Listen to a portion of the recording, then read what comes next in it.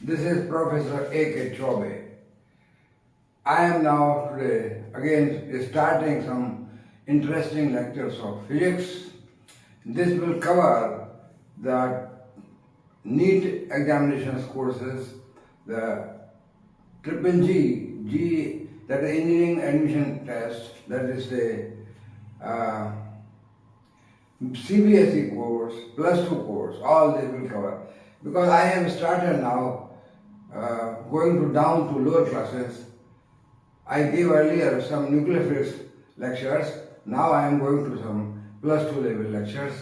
So under the physics made simple heading, the physics made simple will now cover all the courses of competitive tests, that is plus 2 courses, CBSE courses and NEET examination and engineering admission test. So I will cover different topics, but now I start first atomic physics. I will cover this in three, 4 lectures, then I will go to some other topic. And you know, atomic physics, which gave birth to nuclear physics. What the earlier atomic models, the model of atom as thought by scientists earlier first, that was the Thomson's model. Thomson gave an idea of atomic structure, atomic model. What was that? I will describe just. Nothing to write on the board because there is nothing important to write. You know, there was plum pudding model.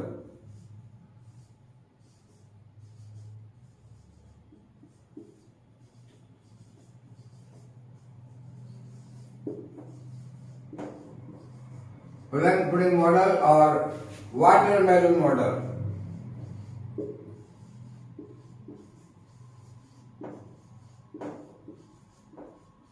That is known as the plum pudding model or watermelon model. Means as the electron was discovered completely, its properties were known very well. It has a negative charge, its mass was known, its EYM was measured by Thomson himself, and from the various experiments of EYM, they decided the mass, charge, etc. very accurately.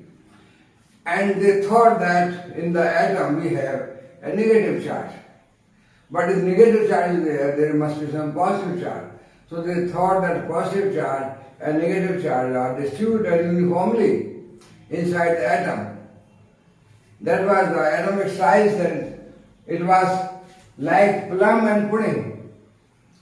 That we have, the pudding is the, say, positive charge distributed throughout that, and in between positive charge there are plums of negative charges. That means, or watermelon, we have the red portion of the watermelon as the positive charge distributed throughout uniformly, and in between there are black seeds like electron.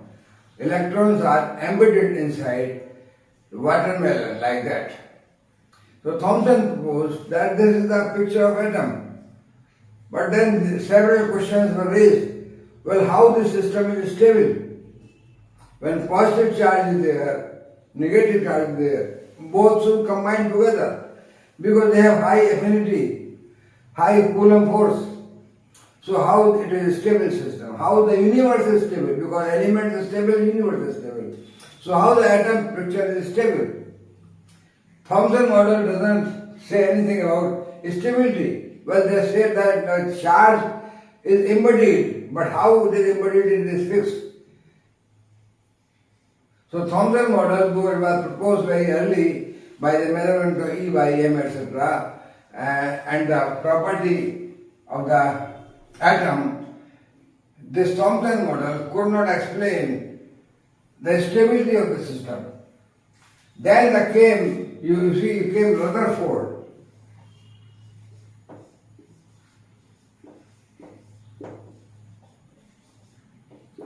Rutherford and his group, while doing experiments with alpha particles, you know, by the time around 1911, 1910, Madame Curie discovered the radioactivity sources.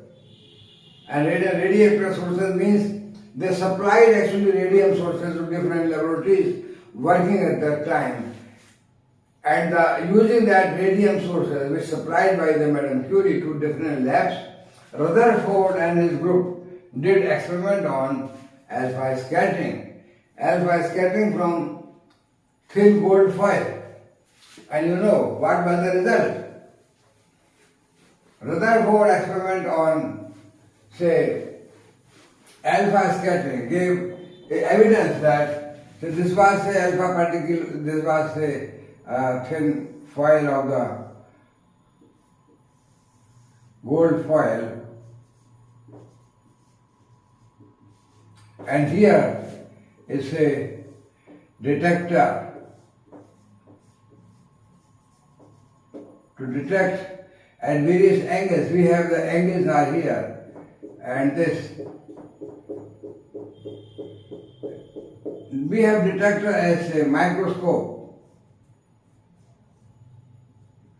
and this here we have this screen is quoted by the screen as a scintillating screen.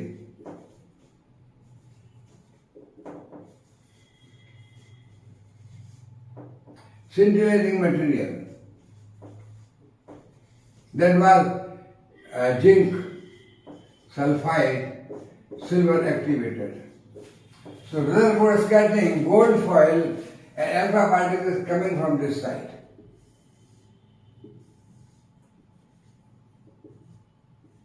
Alpha particles.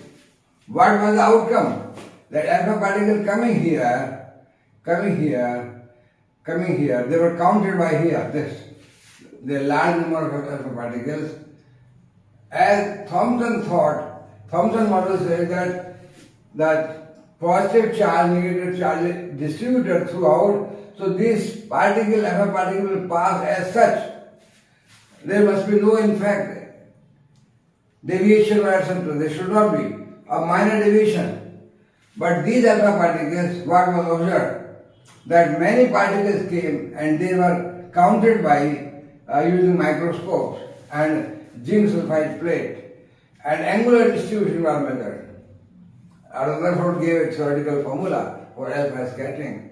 For the comparison of, there were so many laws made by Rutherford after study that they measure angular distribution. And what they observed, that alpha particles, some went straight, and many alpha particles, they came back. Many got large angle scattering.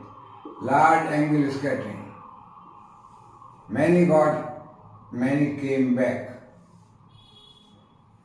So large angle scattering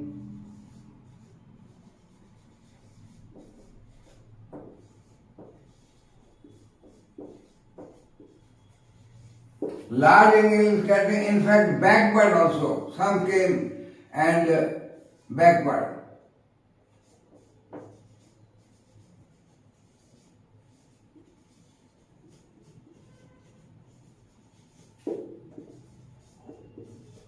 Large angle scattering and backward scattering of alpha particles, a Rutherford experiment, was not explained by Thomson model. How it is?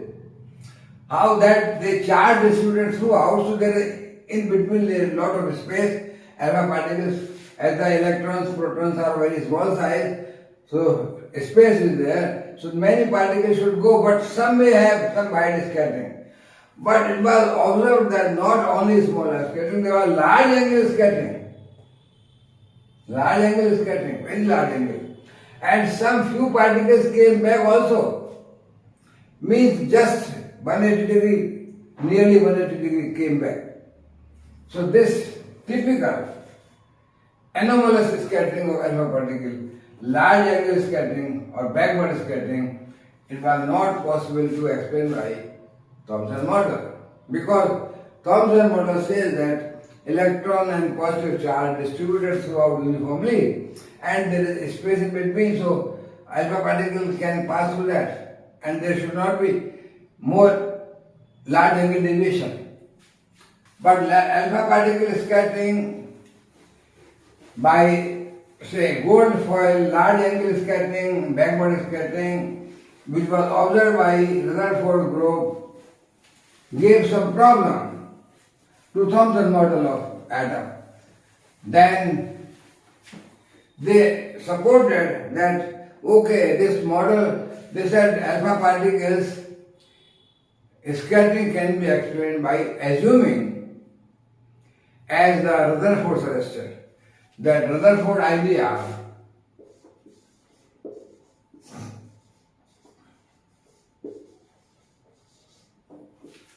Rutherford nucleus. Rutherford said that positive charge and electrons are not distributed throughout uniformly like plum and pudding model, like watermelon seeds model, but positive charge is centered at one place, a small place, so that it is giving more effect on the alpha particle, large angle, because that Coulomb force is repelling. If they are throughout distributed, the force will decrease because it's small. But if the whole charge is concentrated at one place, means they assumed a nucleus, means positive charge is centered at one small place, they call it a nucleus. Means we have a small portion here where all the positive charge is centered here. This is the positive charge. Then it is possible that alpha particles coming here to this side, they are scattered. They are scattered to the large angle. They are scattered to the large angle. And they are scattered to the, even in the backward side also, like this. So this is possible. If, because when they go very near, here the force is, Coulomb force is maximum here. So that the energy of alpha particle here, Coulomb force, they repel each other. Alpha particle is also positive and this positive charge. So that is the positive alpha particle 2e charge, and this they assume the charge of it is Ze. They have Coulomb force. So they assume that positive charge is not distributed throughout the volume of the sphere of atom, but it is centered at a small place which Rutherford gave name as nucleus. And then the imagination or picture of nucleus gave birth to the nuclear physics. So it was the Rutherford experiment, in fact, of alpha scattering which gave birth to the modern atomic physics, or you can say nuclear physics. That is, so what we have now, Rutherford said nucleus is there, centered here. And outside the nucleus, the electrons are moving in some circular orbit. They are revolving. So that the system is stable. But Rutherford model also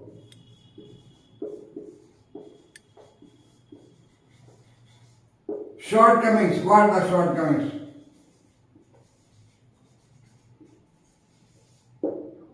Rutherford model's shortcomings. What are the drawbacks?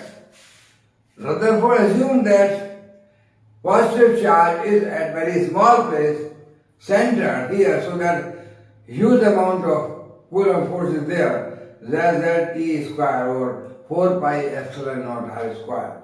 That force is repelling alpha particle. But to make system stable, Rutherford assumed that positive charge is not having any negative charge inside. Then the whole of the charge of the atom is centered at one place, a small place, center of a sphere, that is nucleus. But electrons are outside. This is a positive charge.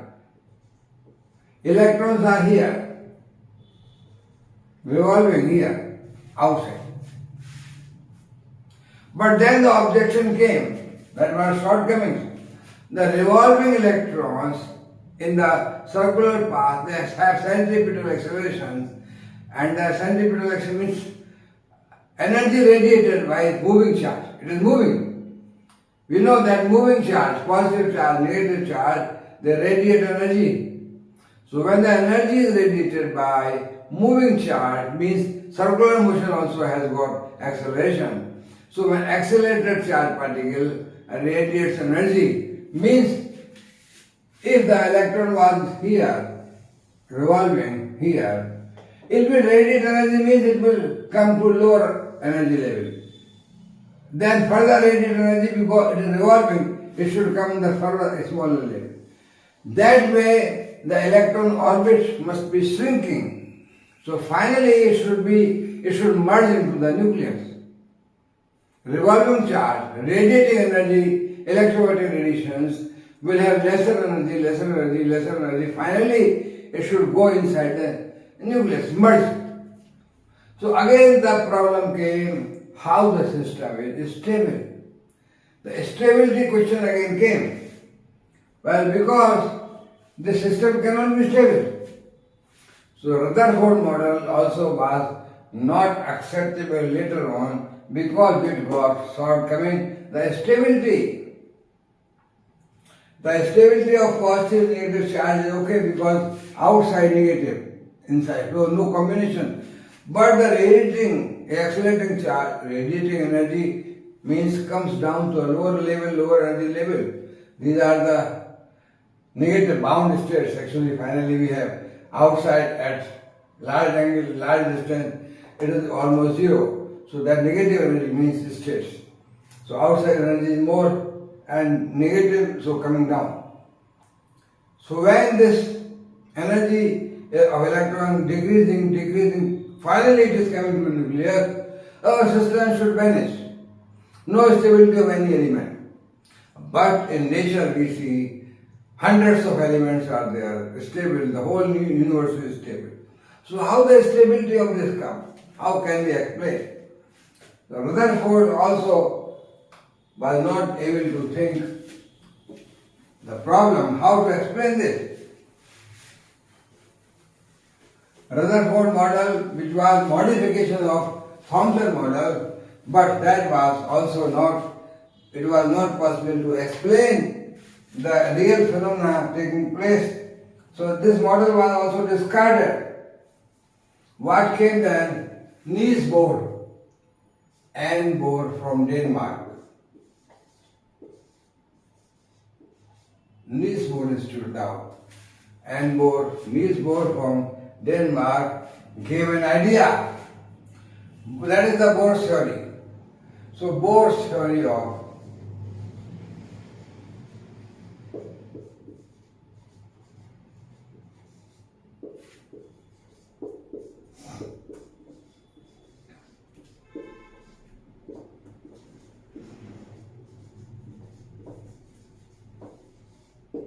Bohr's theory of atomic structure. What the Bohr suggested? Bohr said that yes, positive charge is there, nucleus, the concept of nucleus.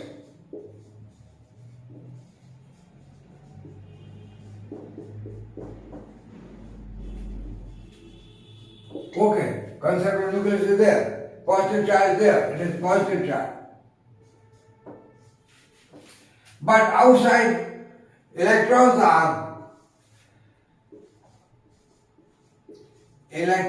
are orbiting in stable orbits.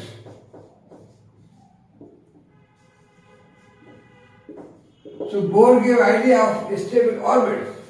When the orbits are stable, means electron is not, radius is not, orbit is not decreasing and finally not merging to nucleus, but electron orbits are stable. It means electrons are moving in stable orbits, radius. And what else? As these are stable orbits, so there is no continuous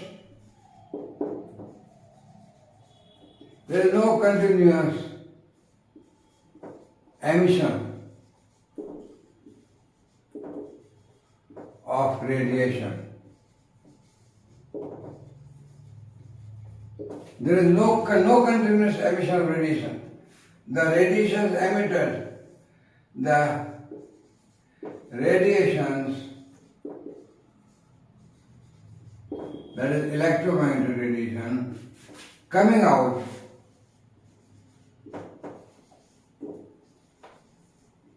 whenever there is transition of electron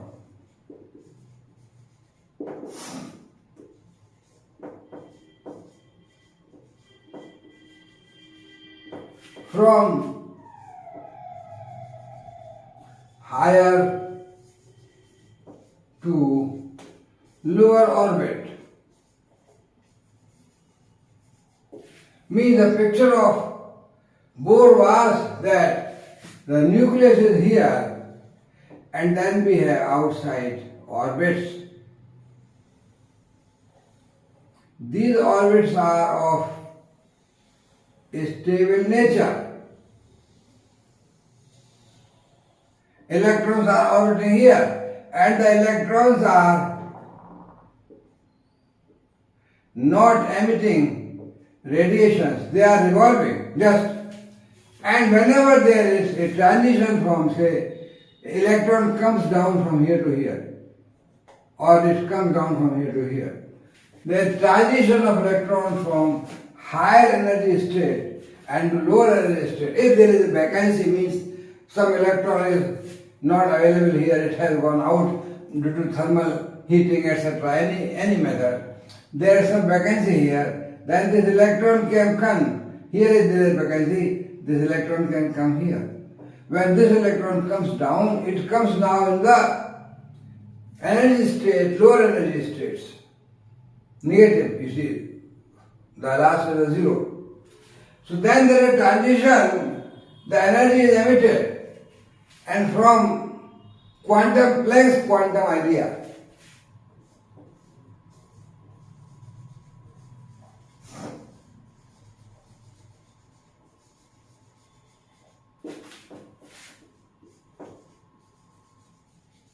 from Planck's quantum theory, the idea that energy is radiated not continuously but in the terms of photon, that is the photon idea. Quantum theory means photon, idea of photon.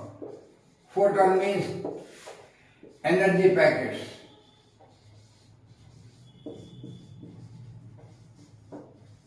Energy packets of certain frequency. They are particles having wave nature also, means energy packets. So when Planck's idea came, means in the Planck idea we have H, which is known as Planck constant. Wherever there is the H, it becomes quantum. So H nu is the frequency. So energy H E is equal to H nu. A photon of energy H nu is emitted from this or from this different orbit coming down electrons. This energy is different from when electrons coming down from different orbits. So energy is not radiated continuously. Orbits are stable. Whenever there is a transition from higher orbit to lower orbit, energy is emitted, and this is called de-excitation process.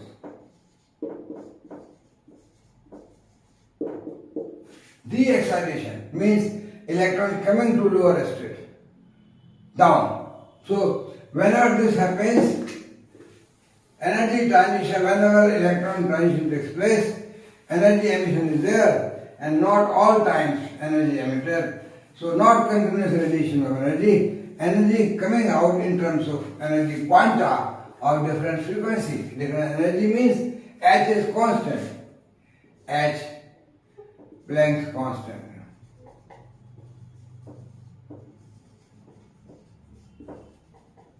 So energy and nu is the frequency of wave. It is the dual nature of matter, wave and particle. So photon can be termed as particle, also wave of frequency nu. So this was the idea given by Bohr. But how the stable orbit, how to define the stable orbit? What the quantization? What was the other? This was around 1913 probably. 1911 was Rutherford model 1910, 11, and then experiments 12, etc. 13, Bohr gave the idea of the atomic structure, and what Bohr suggested that is a quantization, is called energy quantization, means that is the energy is not continuously, it is energy quantization.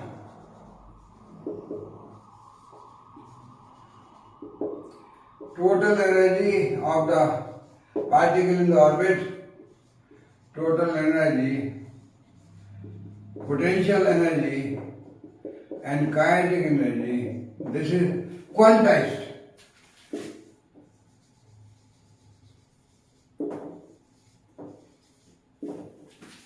Means different orbit, different value.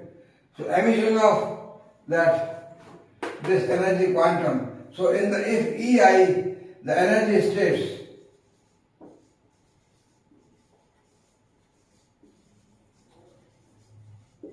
initial, EI, final, EF, the energy difference EI minus EF is emitted as quanta of energy HU. This is the energy of radiation which is coming out. But the energy is not always radiated. It is radiated only when there is transition, means de-excitation. And then all the orbits are not possible. Stable orbits there. But not all the orbits are possible. Bohr suggested that there is some condition that all the orbits are not possible. Any orbit.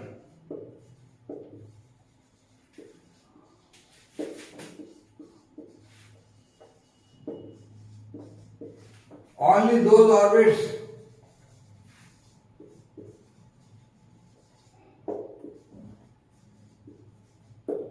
where angular momentum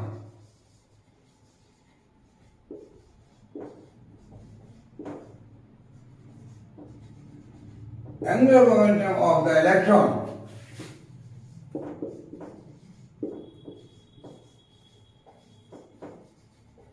in orbit, angular momentum of electron in the orbit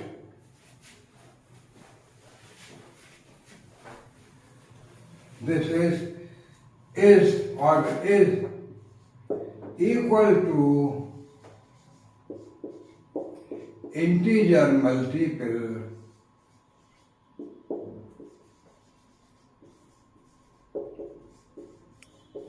of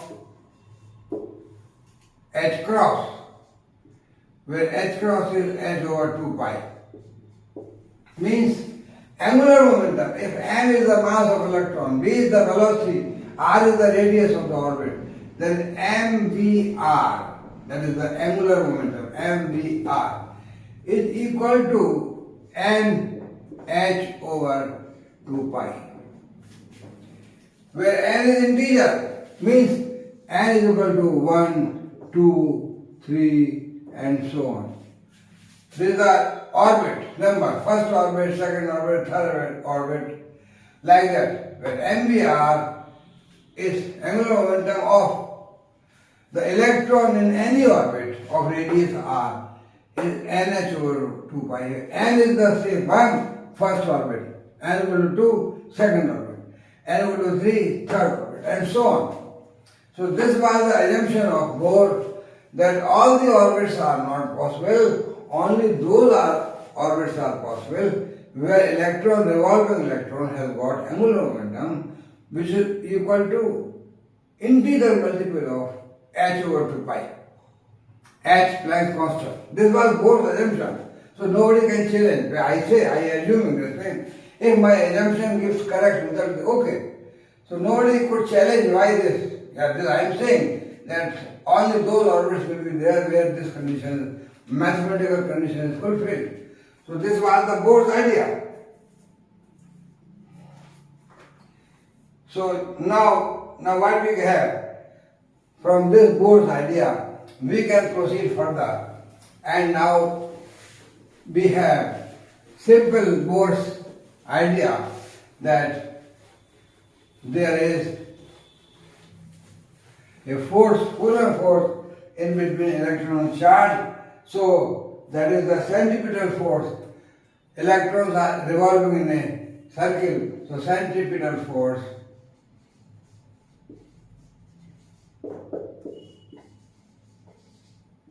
is given by Coulomb force.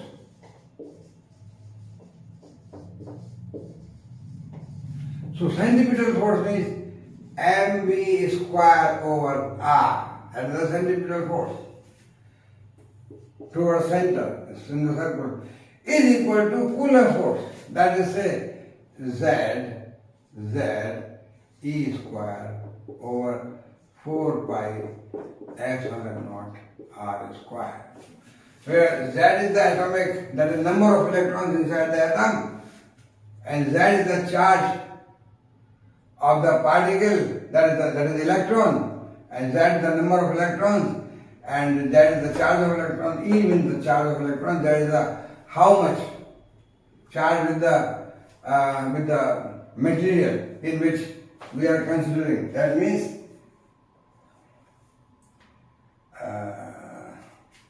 that was the alpha scattering when particle was coming. And now this is no question of alpha scattering. This is simply Z E square. Coulomb force. That is the Z charge of the, means this is the charge plus ZE, and this is the electron E minus E. So the force between these two, ZE into E, ZE square over 4 pi epsilon naught r square. That's the, not that I consider the alpha particle scattering. So this is the formula where we can have the equality of centripetal force and this force, Coulomb force, between the positive charge of atom and the negative charge of electron in any orbit of radius r. Now from this we also have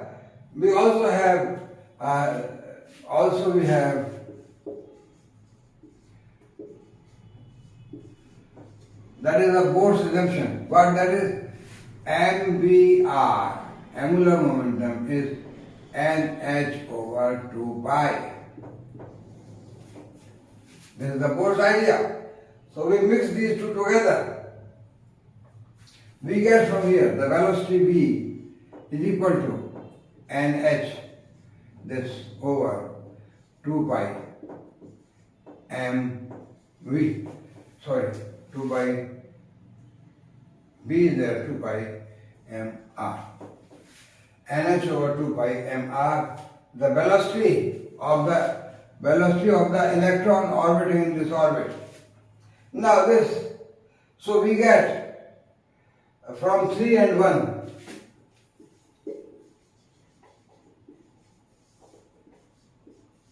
from this equation, we have v here. So we can put this v here and we can get now another relation. That is, means we put this v there. So what we get from 3 and 1, that m v square means nh over, that is n square, h square, that is v square, and this 2 pi means 4 pi square,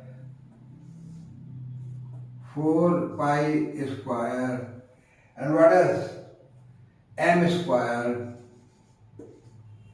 what else? R square, and this R also there. So we get this is equal to ZE square over 4 pi epsilon naught R square. So this is the another relation which we get, and from this we can solve this. We have R square here, we cancel this R square and we get the value of R. that is the radius of orbit, in which electron is moving, that is a stable orbit. So we get R. Radius of orbit, from this we get what we get. We can say R, or say for nth orbit, we write R as Rn. So this R we write as Rn. Means radius of nth orbit is equal to, this is here, m, here m square. So this one m will be cancelled. And we have n square, h square. N square, h square, this thing. Divide by 4 pi square. N square, h square, no hurry. This, first we have to make this simple. This make simple, means this is 4 pi square. So 4 pi is cancelled here, means pi is cancelled, 4 is cancelled, and 1 m is cancelled here, and then r square is cancelled here, and then what we have? 1 pi is left there. No, 4 pi square, so 4 pi is cancelled. So 1 pi is left, 1 m is left. So this gets what we get here? N square, h square, divide by n square, or let me write somewhere there, somewhere here, n square, h square, this thing here, and this m is cancelled, so 1 m is left, then pi is left here. 1 pi is left, 1 m is left here, and 1 r is left here. And what is here? Z square. And what is left here? This 4 pi is cancelled. So epsilon naught is left there. So what is left there? R is equal to what we get? That we write as Rn, because we say R is equal to Rn for nth orbit. So what we get? Rn is equal to n square, h square, epsilon naught, this comes here, R goes there, and then this is already cancelled, only 1 pi is left there, 1 pi is left there, pi m, z square, that is say pi m z square. That gives the value of radius of nth orbit. So we get Rn value, equation 1 and 2, and then this we can call as equation 3 already there, so we can call equation 4. That 4 give the value of Rn. Now what Rn can be calculated? We know n, say for first orbit, we know epsilon naught, we know, say for just z equal to 1. Suppose we calculate this value for in general there, n also. So what we get? Rn equal to, we put h value like constant 6.6, 6 into 10 to the minus 34, and we put epsilon naught, and then we calculate this value and put E also charge 1.6 10 to the minus 19 coulomb, that is square, and then put the mass of the electron also 10 to the minus 31 kilogram. So if we put all these, we get here, well, Rn is equal to nearly 0.53 and n square, and n square divided by E square, we have put only z.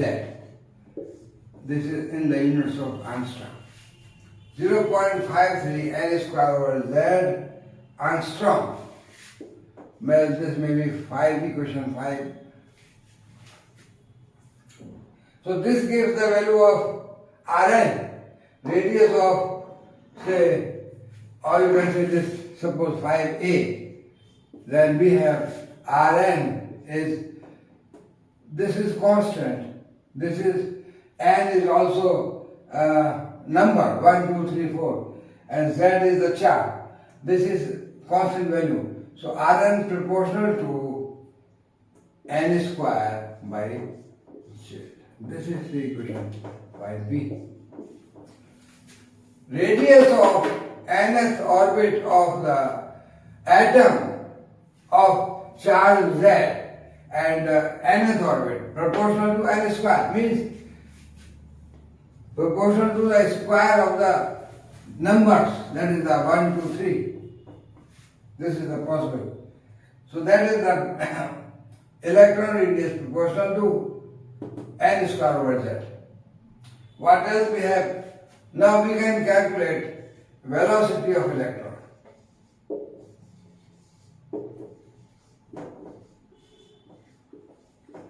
What the velocity of electron? We have the formula earlier. We have to go back. What is the velocity of electron? Velocity of electron in the nth orbit. What the value? How we calculate? What the formula? Since we have V is equal to, what the formula we had earlier? V is equal to NH over 2 pi mr. From the centripetal force equation, we have V is equal to this, and R is equal to N square H square, and R is equal to N square H square epsilon naught divided by this N square, this pi m Z E square. We have R is equal to this. So we can write this here, value of R there, and we can solve this for V, the velocity of electron. Finally, if you solve this, you will get velocity of electron. V is equal to Z E square over 2 epsilon naught NH. B is equal to, from these two, put R value here, this, and then simplify. We will get B is equal to Z E square 2 epsilon naught NH, or V is equal to, what else simplify you can have? E square, E square divided by twice epsilon naught, this thing. We can combine with say H and B multiplied by C, the velocity of light.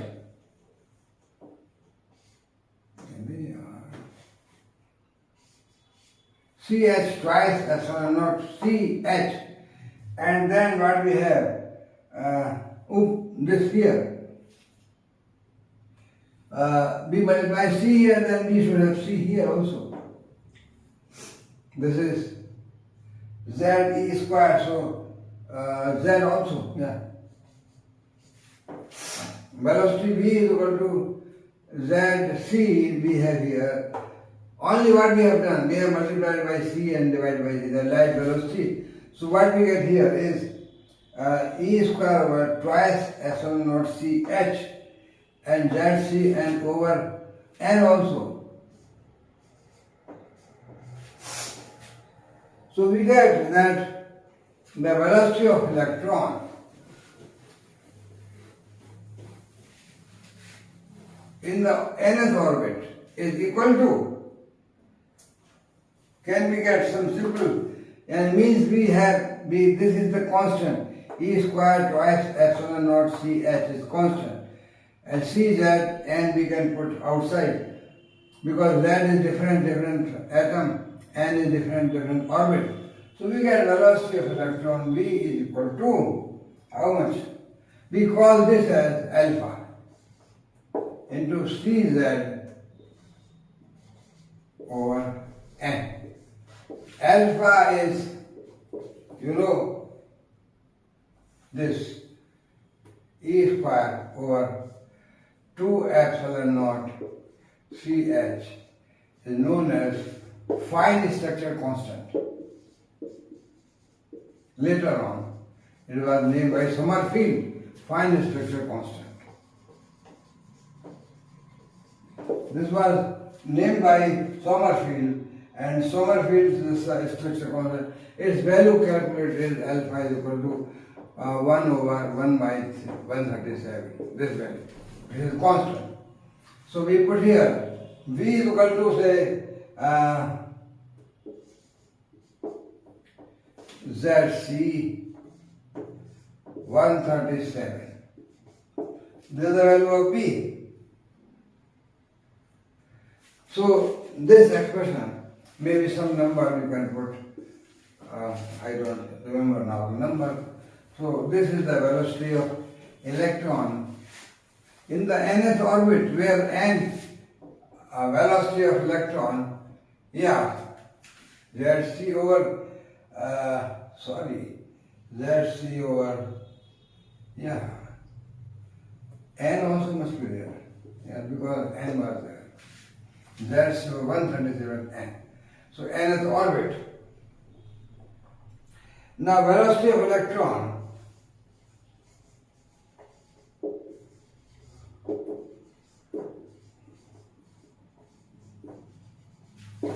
in the first orbit. First orbit. What the velocity of electron in the orbit? 1 means we put n equal to 1. Simply you get the value of velocity, that we write V1 is equal to n equal to 1. Cz over 137. Cz over 137.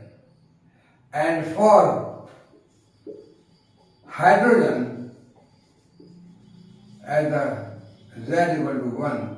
Finally, this was given by Bohr for hydrogen.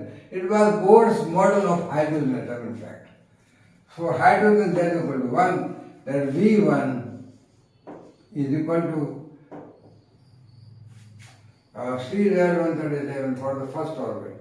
Z equal to 1 here. So this is simply C over 137. C over 137. This was V1. Similarly, V2 for n equal to 2, we can have V2 velocity. How we will get? Simply we put n equal to 2 here. So this will be now n equal to 2 here. C over multiple of 2, that is C over 274, and so on. We can get V3 like that.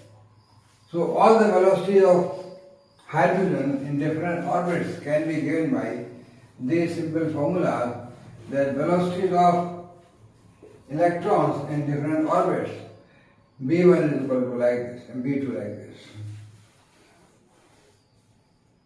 Okay, so now we can have orbital frequency of electron. What is that? Orbital frequency.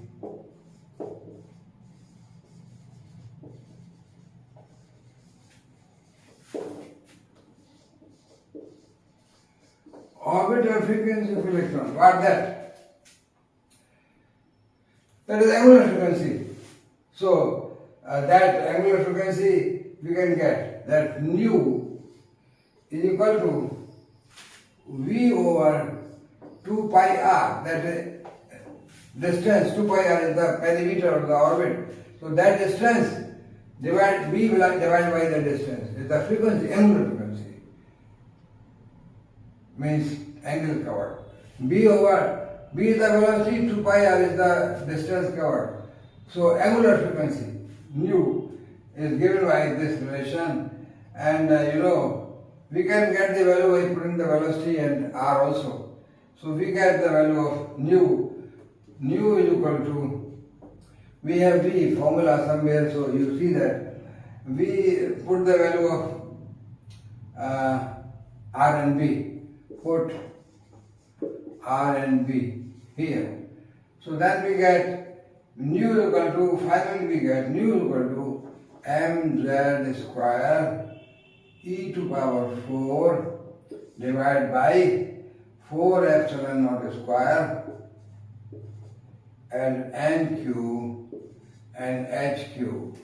When you put the value of B here, value of R here from our formulas of 4 equation 5, we get that nu in terms of V over 2 pi r like this. Or we get nu is proportional to what we have. Which is this constant, that depends upon the atom, so variable, this constant, this variable. So what we get? Proportional to z square over nq. Angular frequency of the electron orbiting in the orbit, nth orbit, is nu is equal to proportional to z square over n cube. Now we get the time period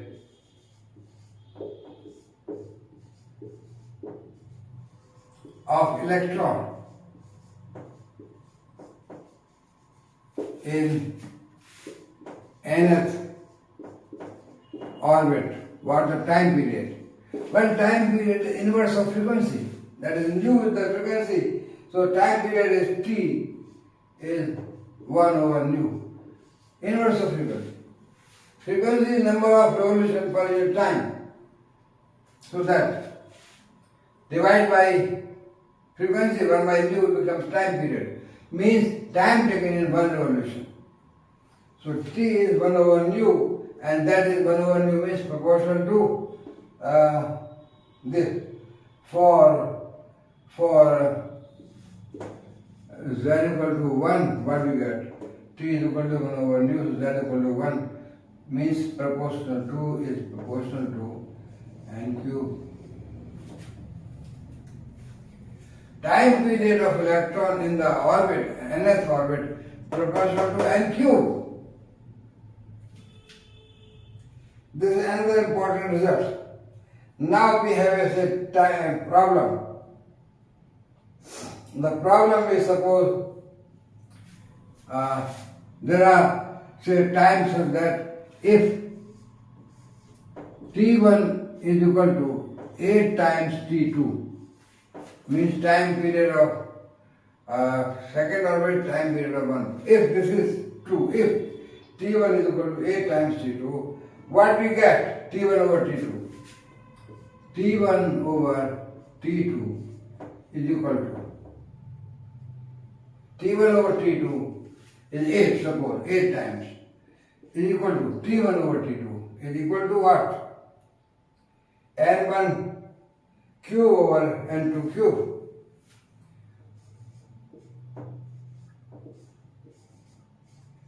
That is the second orbit, that is the first orbit. First orbit time is suppose more, 8 times of T2, more time, because orbit is larger size, first orbit, second orbit is smaller size, inner size. So this we get 8 n1 cube over n2 cube is just like this. Or what we get from here?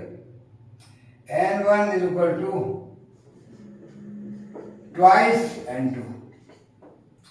That is, if time period of electron in the first orbit, bigger orbit, is 8 times of a small orbit time, then n1 is twice n2 anywhere. The first orbit is equal to 2 times of the second orbit.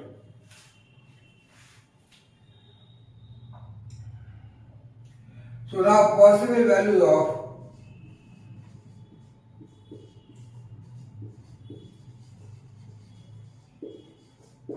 n1 and n2, what we get? If n1 is equal to 2, then n2 is equal to 1, because the ratio says that n1 is twice of n2. So if n2 is 1, n1 will be twice, or if n1 is equal to 4, n2 will be equal to 2. If n1 is equal to 6, n2 will be equal to 3 in any orbit. So this and so on. Means all the orbits are not possible, only those orbits are possible. From this we get here that in this condition, if the time period is in the first orbit is 8 times the time period of second orbit, means larger time, first orbit is the outer orbit, second orbit is the inner orbit, then this gets the condition first orbit, outer orbit, second orbit, n will equal to 1, n1 equal to 4, n2 equal to 2, n1 equal to 6, n2 equal to 3, means for the transitions.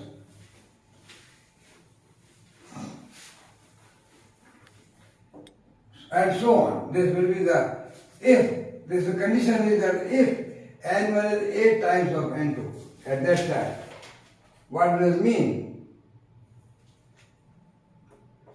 Electron frequency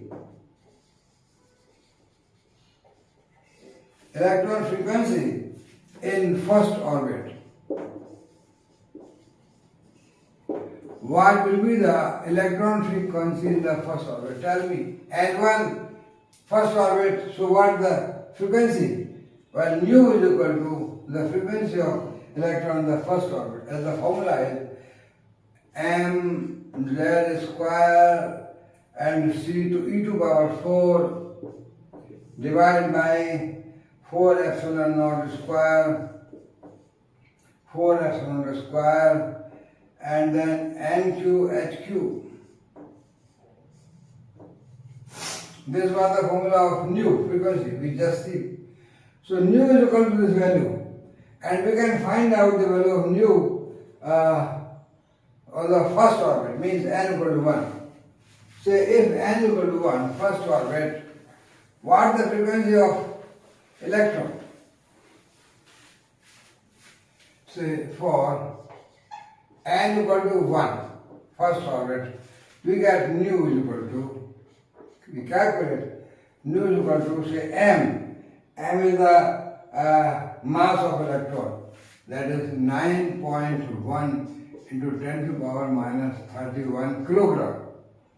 And then Z square for hydrogen, for Z equal to 1, hydrogen means 1 square into power 4 means 1.6 into 10 to the power minus 19 coulomb to power 4, this thing, divide by this 4 epsilon naught square.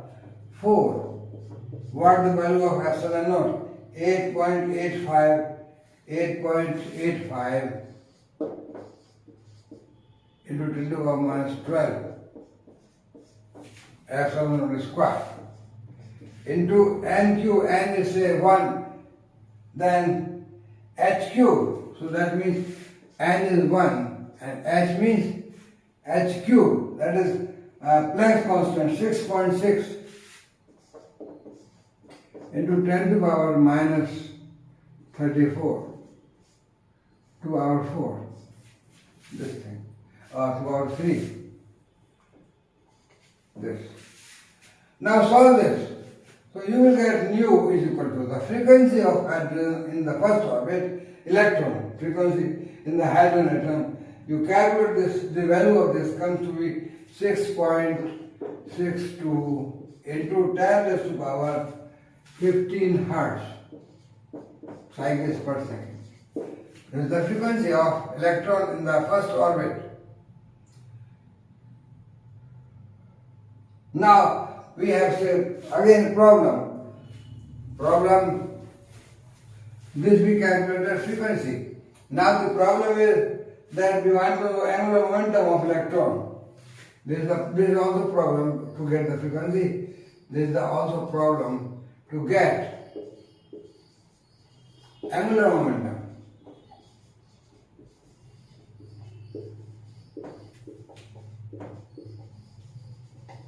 To get angular momentum of electron in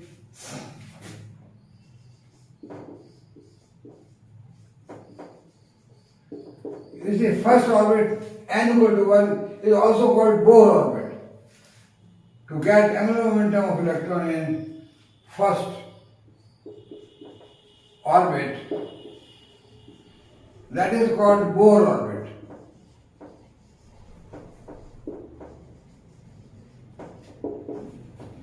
what the angular momentum we can calculate. How we can calculate? We can calculate first, we know the energy.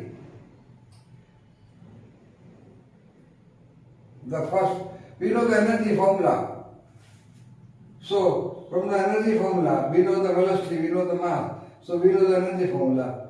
The first orbit, the problem is that to get angular momentum of electron in the first orbit, where E1 is equal to minus 3.4 electron volt. This is the problem.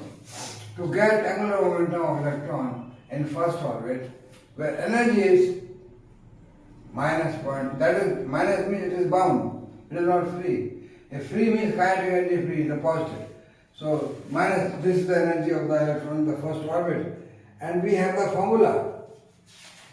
You remember, we have the formula of, we can get from the velocity and mass, we get the energy. When we have the energy, E, formula is equal to minus what the formula we can get for energy.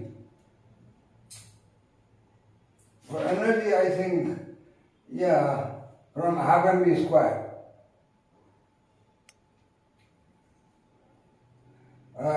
Yeah, we get the energy. Let us get the formula. What is that? To get this formula, actually, we should have the formula of energy. What is that formula of energy? Energy of electron is, say, from mv square over r, we have this is equal to 1 over 4 pi epsilon naught and z e square over r square. This formula, from this formula we get 1 by 2 mv square. That is the kinetic energy, 1 by 2 mv square. You can calculate is z e square over 1 by 2 mv square 1 by 2, you simplify this, z e square over 8 pi epsilon naught r.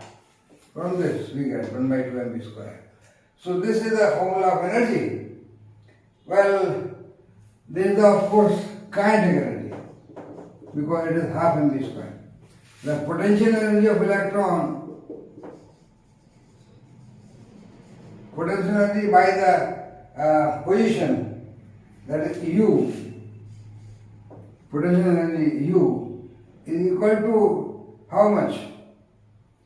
At the position at the radius r, that is Z square, potential energy is Z square over 4 pi epsilon naught, Z square 4 pi, that is the kinetic energy how much?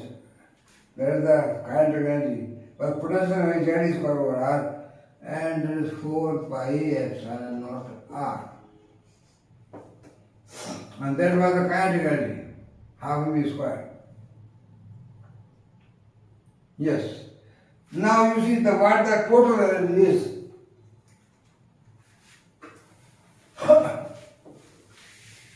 The total energy of electron, the problem we will do just now. The total energy will be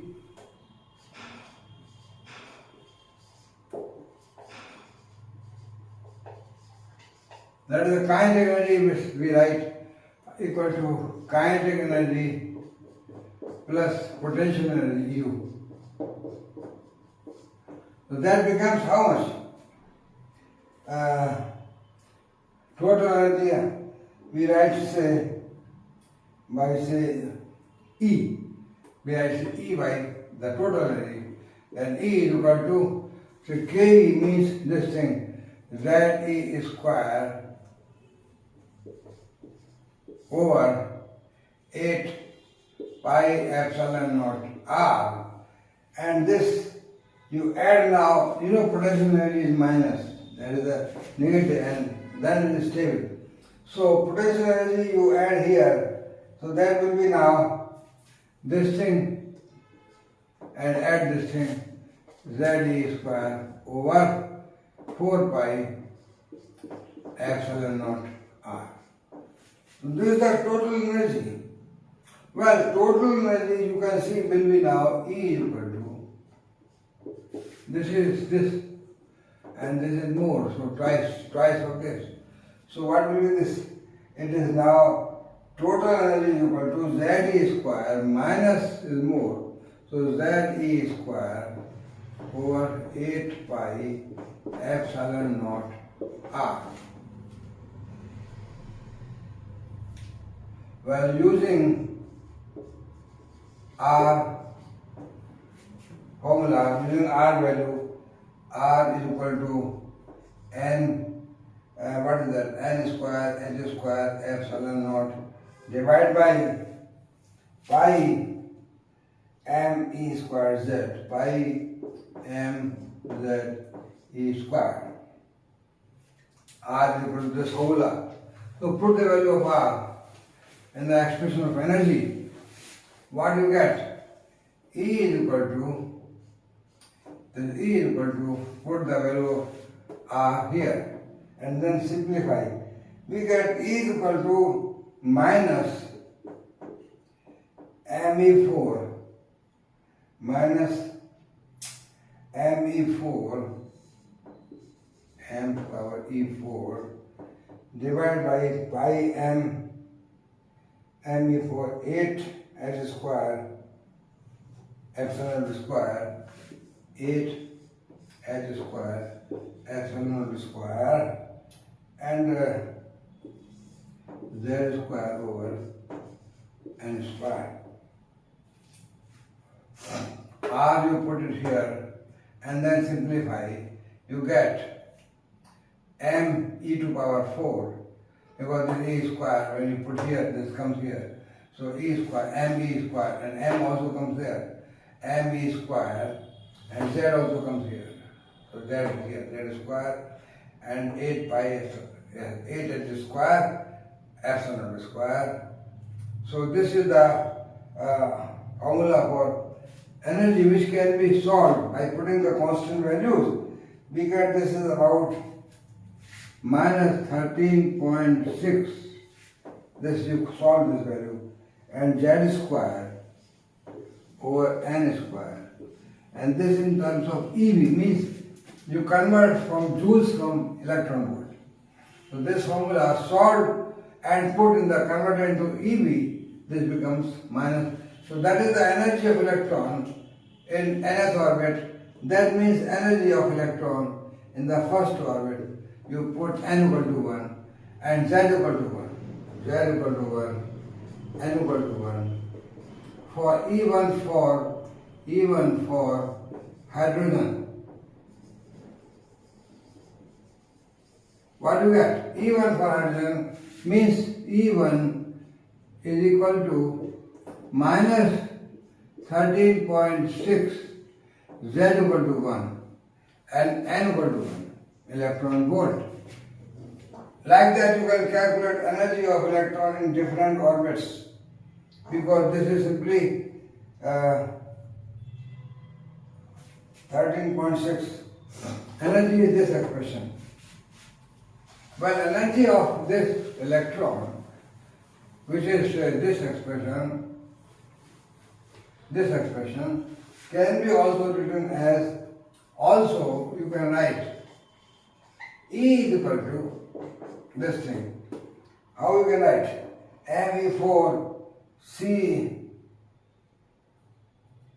yes, we can write like me to power 4 divided by, this is minus of course, 8h squared epsilon square, 8, we multiply by c here, 8 c h square epsilon naught square, and then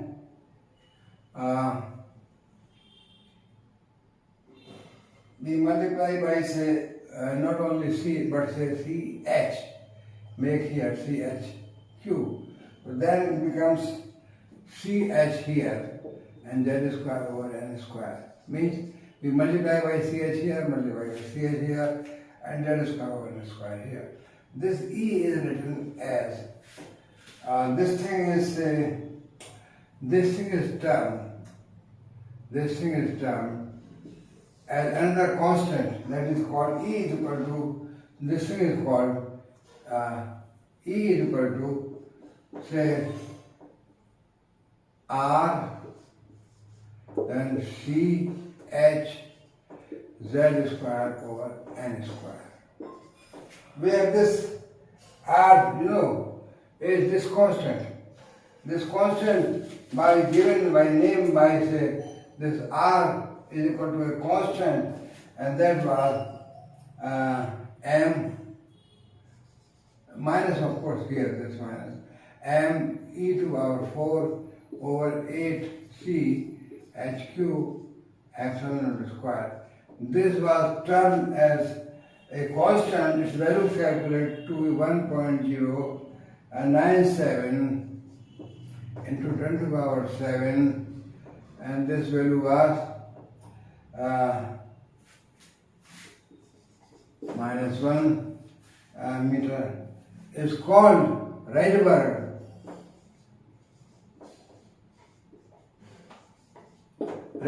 constant. This constant was given name as Rydberg constant, R.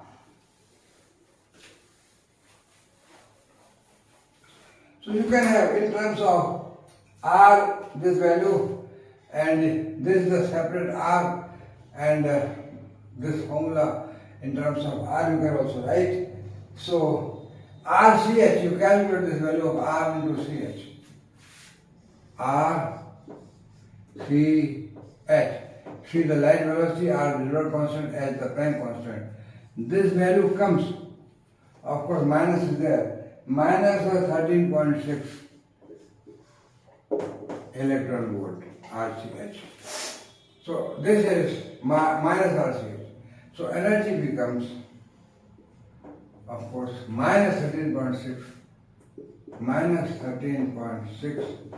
into Z square over N square. This is the energy formula must have written earlier.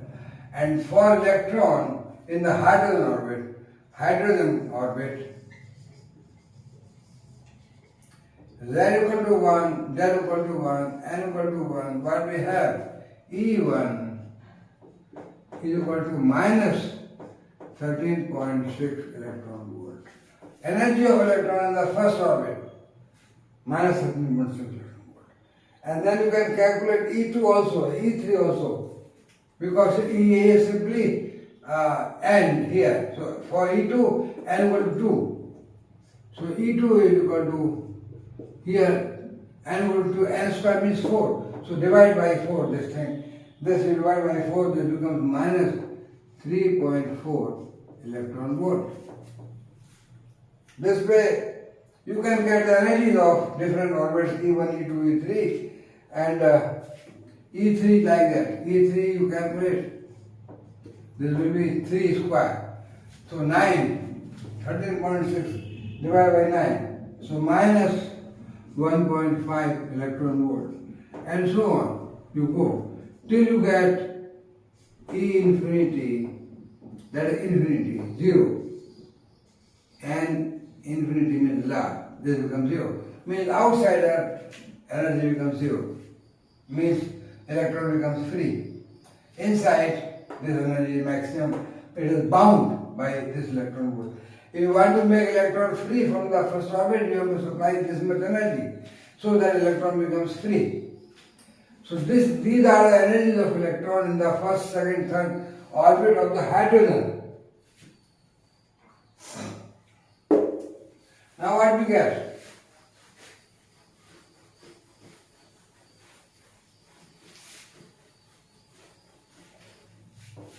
So what we get is, say, let me change the writing pen. Here. What we get is the energies of, we have energies here, and then we have, say, frequency of emitting electron. Now what we have? Frequency of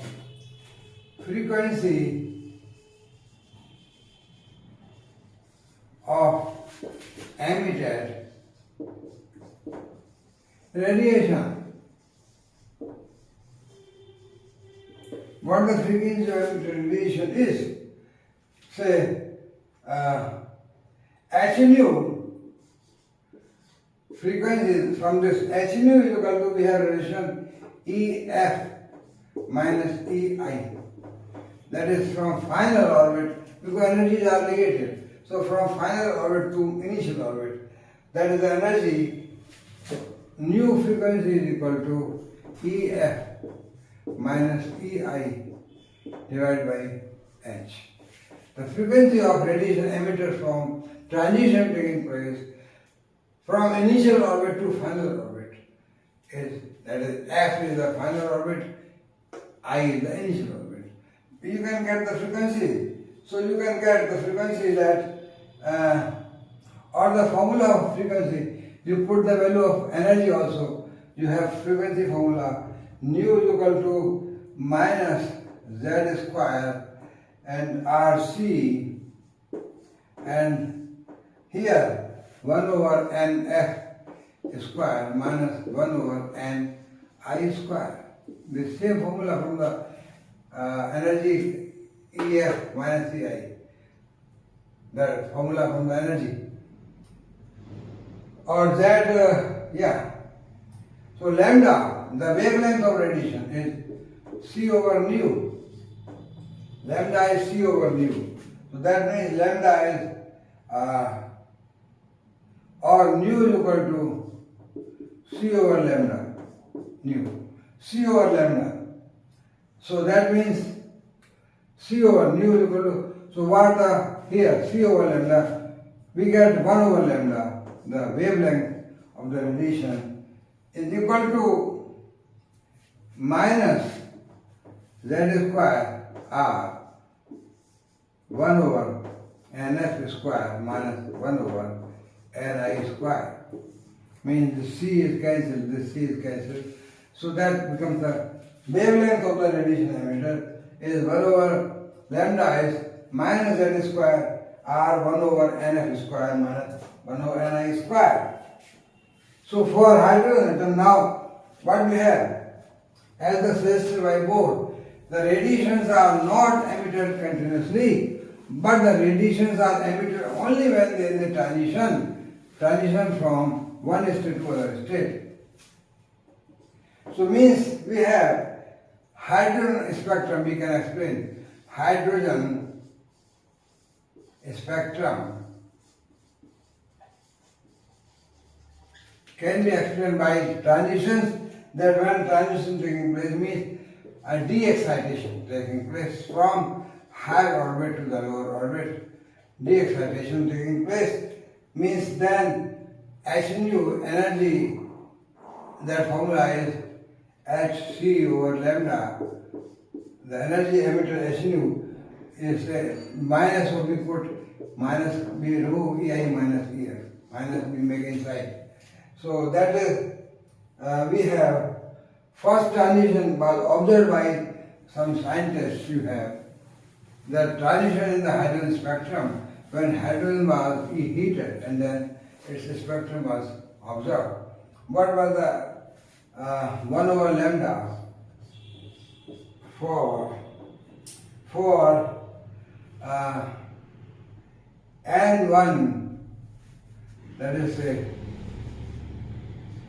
1 and 2 is equal to 2, 3, 4, 5, etc. Means when the transition from N1 and N2, 2, 3, 4, 5, and the orbits are first orbit, second, third, fourth, fifth orbit.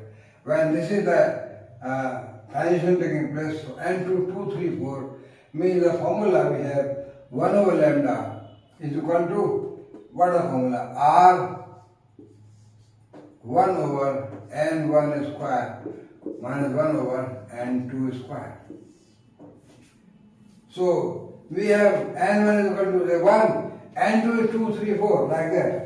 So we have say N equal to 2, 3, 4. Here, put the 2 or 3, 4. What we get? The the series observed by one person known as, it is called Lyman series. Lyman was the person who observed this frequency wavelength in the spectrum. Lyman series is, say, frequency is 1 over lambda is equal to R we put here, and where N1 is 1, N2 is 2, 3, 4. So that is 1 over N square. So thus we can put the R here. We put N equal to 2, 3, 4. 3, 4, 5. We get different wavelengths emitted in the transition of hydrogen, that is spectrum hydrogen, and these frequencies or wavelengths are observed by Lyman, so they are called Lyman series. Similarly, the next series was observed by Bohr.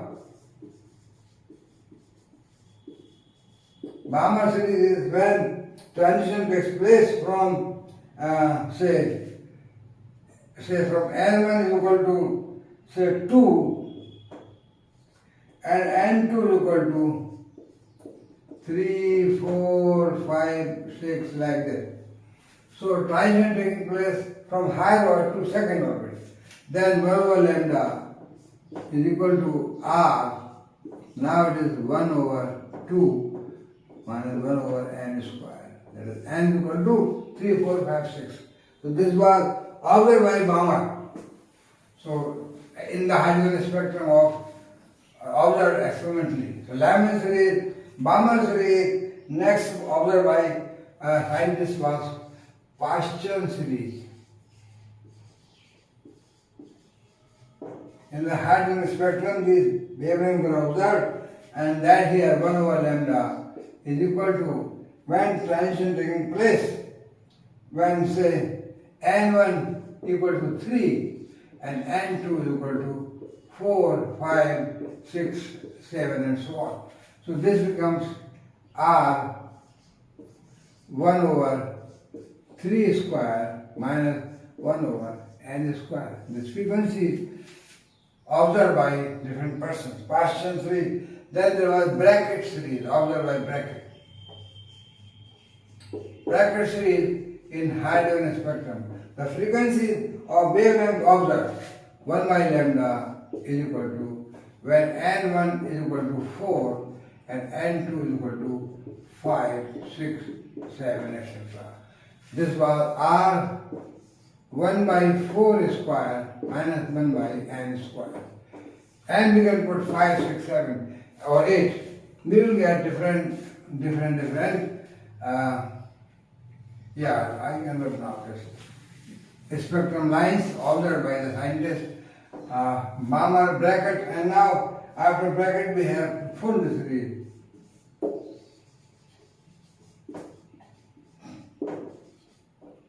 Observed by Fund when N1 equal to 5 and N2 is equal to 6, 7, 8, 9, etc. So this was 1 over lambda is equal to R into frequency is 1 over 5 square minus 1 over N square. So these were the wavelengths observed in the hydrogen spectrum by the scientists, and these I can show you by the, I can make this either the spectrum diagram also. This can be shown by the spectrum diagram also on the circular, spherical or circular spectrum, or by straight line also, means you can show this by different. So I draw say the first line that and observe that is N equal to 1 orbit. This is considered first orbit. You make circular also, you can make energy state. First line N equal to 2, and then you have say N equal to 1 and 2 equal to 2, and then 3. Next orbit fourth orbit, next orbit 5, next orbit 6, and so on. Next orbit we have 7, like this. So when we see that there is a transition from 2 to 1, transition from 3 to 1, this wavelength, 4 to 1, we have this wavelength, and 5 to 1. All these spectrum lines were observed in the hydrogen spectrum. As you know, we have called them as Lyman series, Lyman observed by Lyman. And then transition taking place from, this is to second state, n equal to 2, means from 3 to 2, from 4 to 2, from 5 to 2, from 6 to 2. These spectrum lines, wavelength of frequency observed by next person, which we know as the Bohr. These are n, and these, you can write energy also here, energy of first state, E1 minus 13.6 electron volt. Energy E2 is how much? Energy E2 is minus 3.4. Energy E3 is minus 1.5 eV and minus 0.85, and then minus 0.54, and next stage minus 0.38, and next stage 0.28. So these are the energies of the calculator from formula, energy of different states. Electron energy, different orbits. And this is the electron jumping from this orbit to first orbit, from this orbit to second orbit, this orbit to second orbit, this to second. So all the transitions taking from higher orbit to second orbit, they are Bohr series. All the transitions taking from higher orbit to the first orbit, Lyman series, and so on. Next was the bracket, Bohr, what was the Paschen? Paschen series was, say, from transition from to 3 state, means 4 to 3, 5 to 3, 6 to 3, 7 to 3, and so on. These were lines observed by Paschen. Paschen series, the wavelength of from this energy state. You can calculate this transition, what the energy difference. So the radiation emitted will have this much energy, and so on.